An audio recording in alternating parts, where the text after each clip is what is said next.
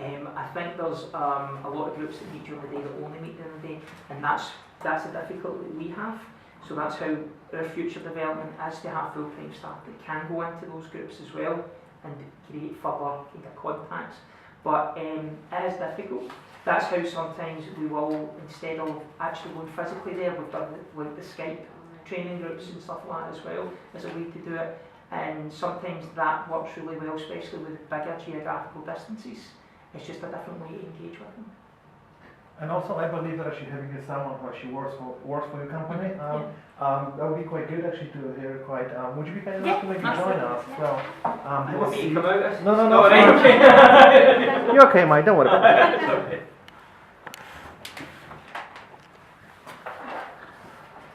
Like, what about the individual sessions? Like, how do you organize them? That is unique to each person, right? As I say, we are a very personalised service as opposed to a formal education system.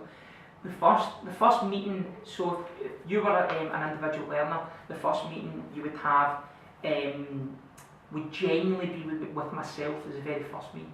And what we would do is just have a relaxed conversation on what do you want to gain out of this, you know, and that can help us look at things. Is it employability?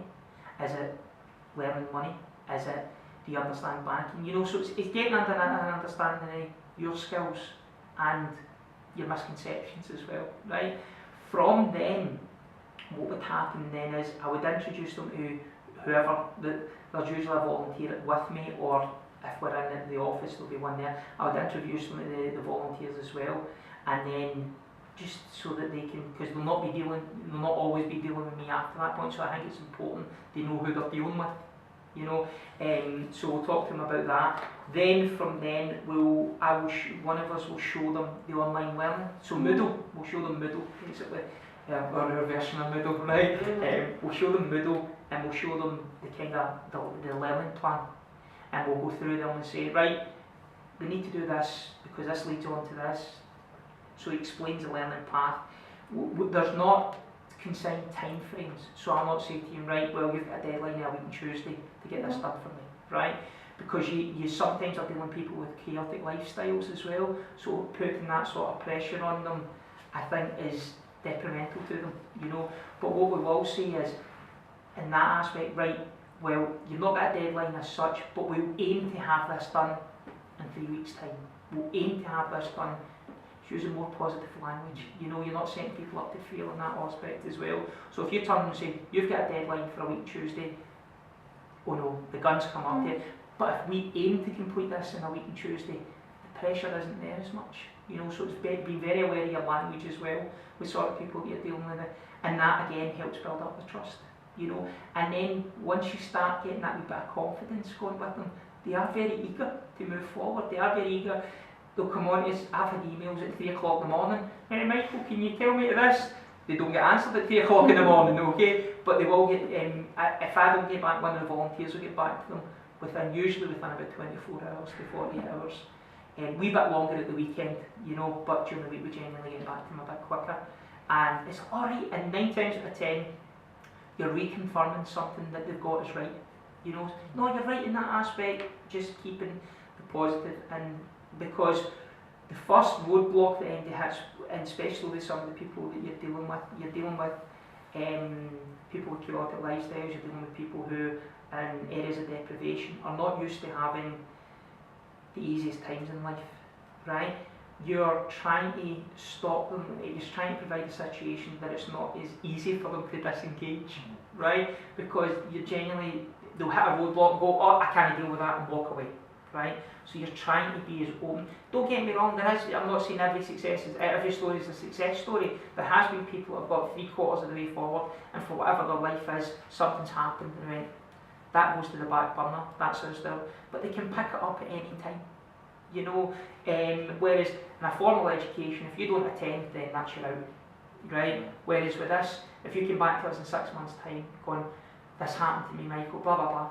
No bother. Let's just pick up where we left off. We would do a wee bit of review, covering what they've done at that point, just to make sure that they remember everything, and then we start on from there. So the opportunity is always there. Yeah, so having with you, having with us actually, one of the persons who's actually involved in Mhm. his business actually, work on a voluntary basis, I believe. Yes, I do, yeah. So could you tell us a bit more about your experience working with Mike? But with Michael and the Scottish the enterprise, I believe in it, and that's why I do a lot of voluntary work with it. I find dealing with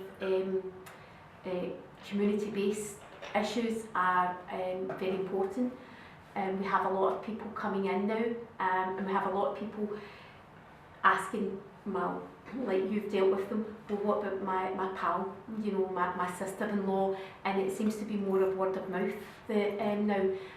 Just now, I personally have one boy, his mum, I've now got his uncle and his cousin. So it seems to be going round, well, they've did that. When you're working with them as well, you also get what their needs as well. Sometimes you help them with a bit of voluntary work, which in turn helps with a bit of CV, helps them get a position as well. So you've got that. We've also got the college now came on to us with doing community ed. They've now come on to us and asked if we would take a couple of their students. They've got to do so many hours, voluntary hours. So we now have one boy who's doing, I think it's 50 hours. 60 hours. 60 hours I before actually forgot that. June, and we have another girl coming. They help because they've got outcomes to do. So when they're there, they can see other things. It's like fresh eyes.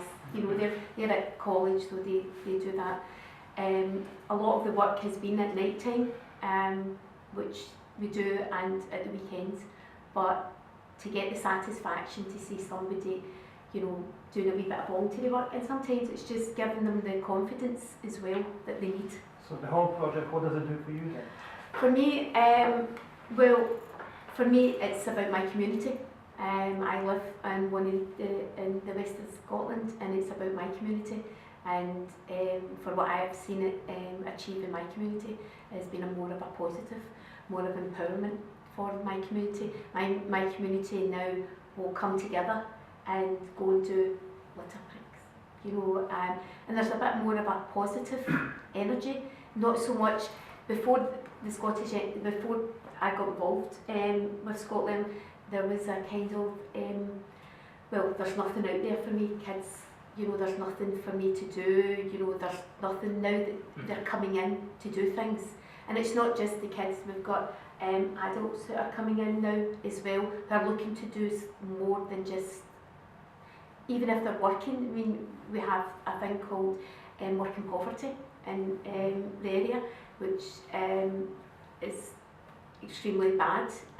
But we have people coming in and going, is there anything I can do? I've got a job, but I need, more. Can I do this? Is there anything I can do?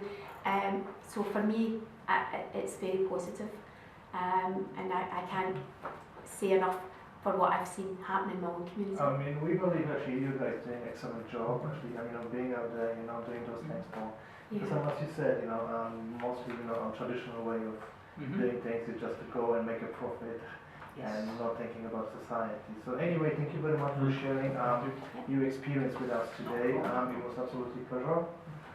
And I'm sure we're going to be in touch. And yeah, because we also need to do the video for Aim to Flourish. Mhm. And if there would be any chance that we could visit you either The in your That's office not a problem. That's not a problem. or in one of your group meetings. that would be great actually. Yeah, at the group meetings I'd need to seek the permission of them because you are Yeah, dealing yeah, with of vulnerable course. people, so I think that's very important. But the office is not a problem. That's not a problem as well.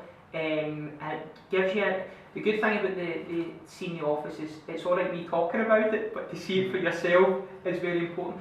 But as well, when you see the office isn't a traditional office, it's a converted house, right? It's a tenement, ground floor tenement that was converted into an office about 20 years ago. So there's just a poster in the window, people are just coming in and out, so it just looks like going to visit somebody.